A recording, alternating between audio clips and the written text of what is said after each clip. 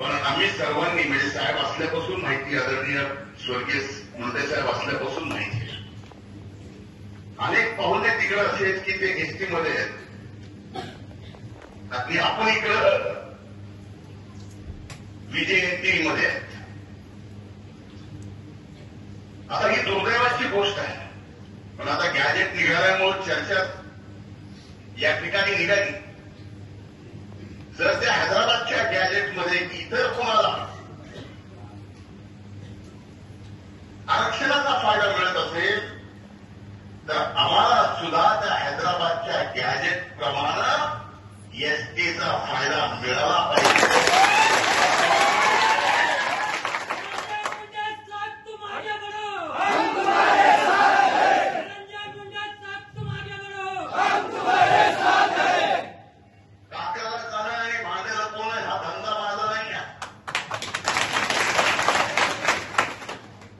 इतरांना जर त्या गॅजेटचा फायदा होत असेल, त्या गॅजेटमधला एकेका शब्दाचा फायदा आरक्षणासाठी होत असेल तर तो आम्हाला सुद्धा झाला पाहिजे.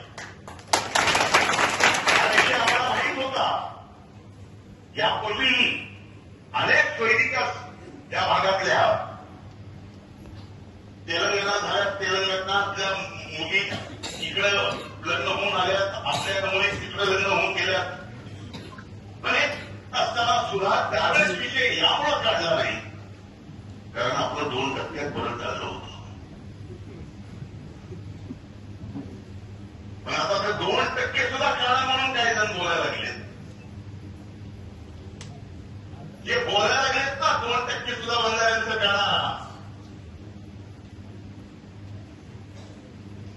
अरे भावानो, तुम्हाला टक्क्यात सुद्धा ठेवणार नाही.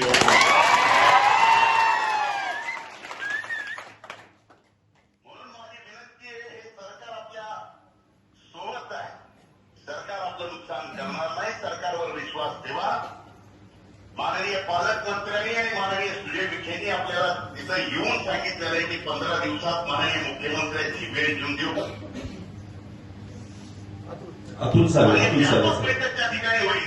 मी सुद्धा आजच आदरणीय मुख्यमंत्र्यांना बोलेल, आपल्या समाजाच्या या मागण्या संदर्भात वेळ मागेल आणि त्या वेळ मागणार नाही तर त्या बैठकीमध्ये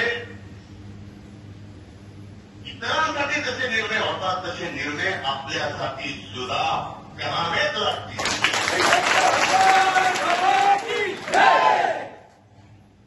अशा पद्धतीचा पूर्णपणानं आपल्या सर्वांच्या सहकार्यानं सरकारवर दबाव आणू. पण आता माझी विनंती आहे, बरेच दिवस झालं उपोषण आपण करताय आणि आपलं उपोषण म्हणजे इतरांसारखं नसतं.